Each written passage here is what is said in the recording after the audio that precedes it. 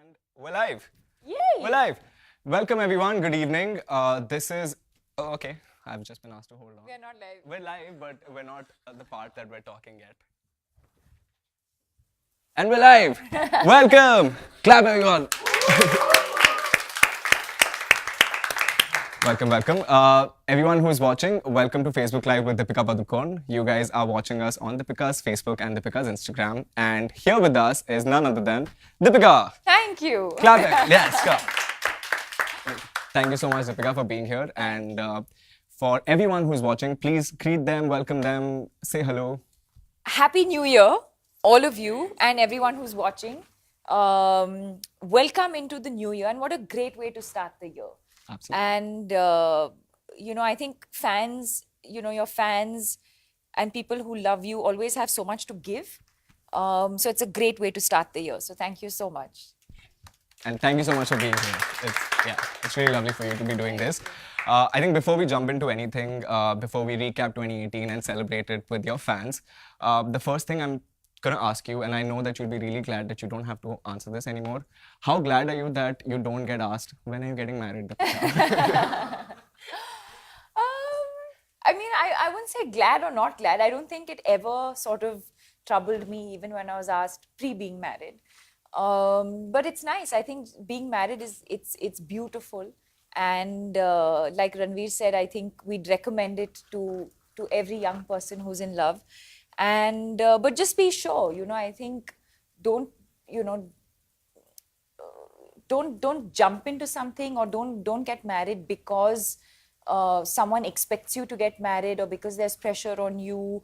Know in your heart that that's the right person, and that's the person you want to spend the rest of your life with. And most importantly, I think you need to find someone who respects you, who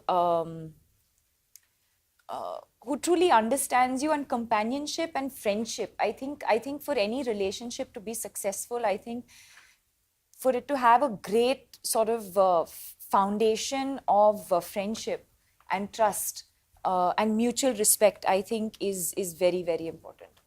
Beautiful. Beautifully said. Big congratulations on the wedding, of course. I don't think so anyone is like completely unaware that Deepika got married, because Instagram was just basically like blowing up, like those wedding pictures, amazing. So we'll ask you a little bit about it. So congratulations to you and Ranveer. Thank you. You guys finally tied the knot and everything looked beautiful and Thank amazing. So jumping right into 2018, it's been quite an eventful year. So happy New Year to you. Thank you. And just starting right off, how has 2018 been for you? What's been the year like when you look back? And it's not been that long, so now you can start to like reminisce a little bit.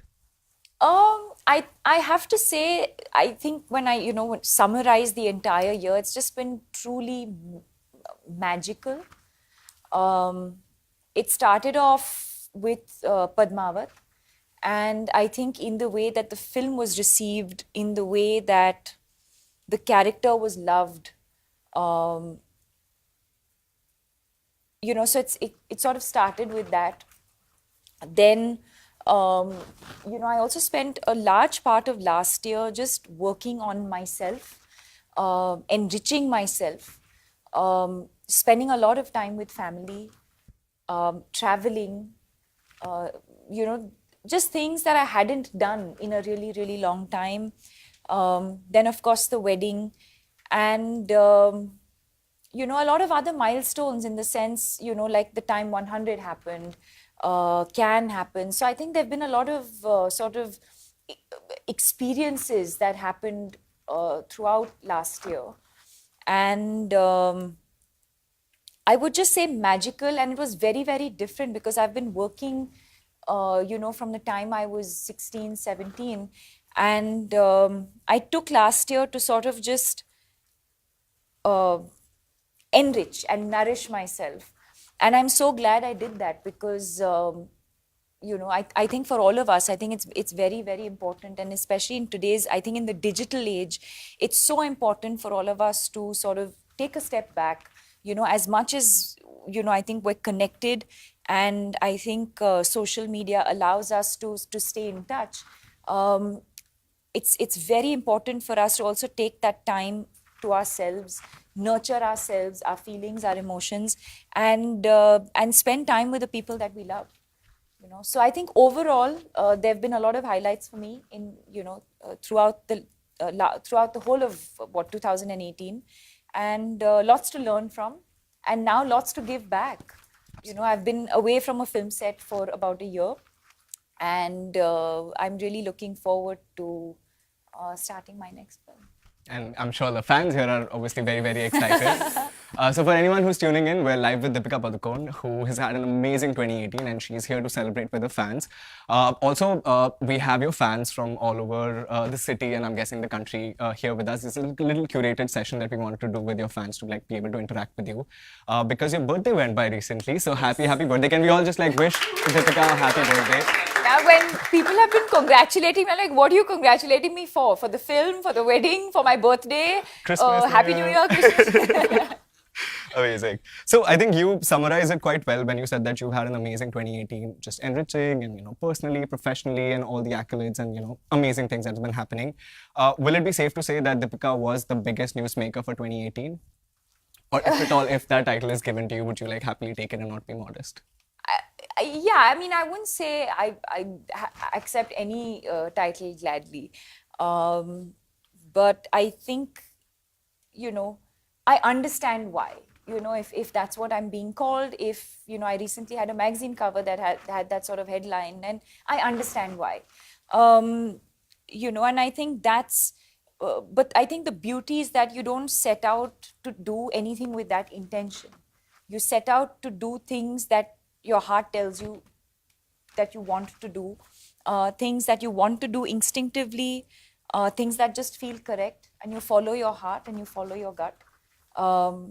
And I think everything else follows. So amazing.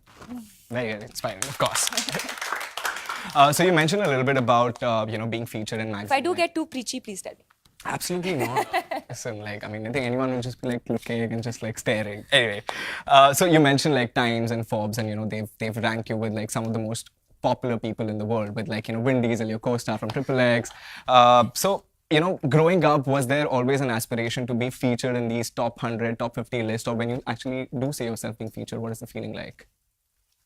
It's really bizarre. Of course, growing up, you read about the Time, you learn about the Time magazine, and then you read about the Time 100, and every year there's a list of 100 most influential people, and you always wonder what those people must have done, or how they must be feeling to be featured or to be named. And randomly, out of nowhere, that happened to me last year. My team and I received this email confirming that I was last year's one of the most 100 influential people in the world. And for a second, I had to sort of reread the email, thinking, maybe someone's just playing a prank on me. How is it even Absolutely possible? Not. What have I done to sort of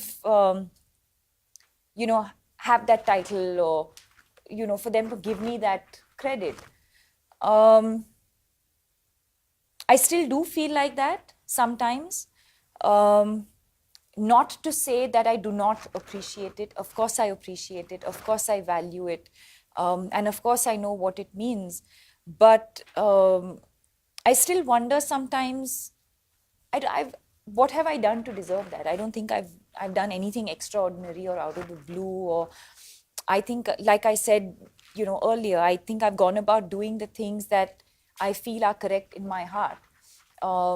But it's nice to know that along the way, people have recognized that, and they recognize your contribution, to work and to society. So that's great. You know, it feels amazing. It also, A, makes you feel very grounded.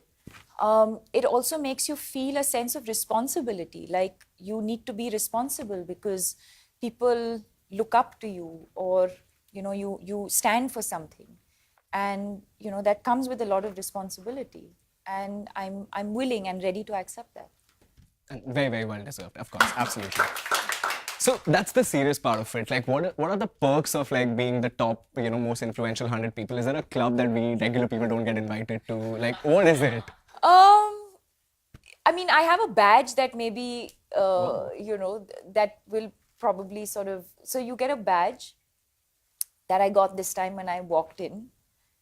And it's pretty cool. So the people who are nominated or have won or whatever, been nominated for that year, have a different color badge. But for everyone who's been invited, who's been a previous recipient is not the right word, but who've been acknowledged in that list earlier, have the same tag but in a different color.